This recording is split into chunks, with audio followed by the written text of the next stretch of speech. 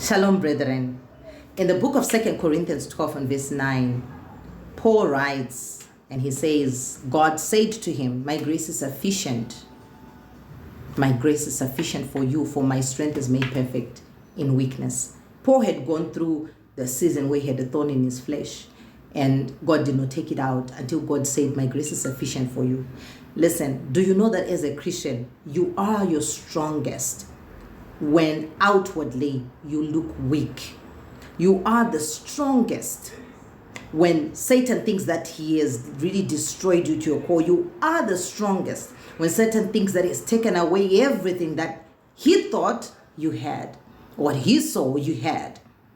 You are the strongest when you yourself feel even more weak. Why? Because the strength of God starts to manifest in you. Why? Because the strength of God is manifested, and it comes to the surface, and you begin to feel it, especially when you're going through seasons of trials and tribulations, when you're at your lowest, when you're at your weakest. So be joyful and be glad when you go through down moments and down seasons. Why? Because God's strength is manifested and it is made more available to you.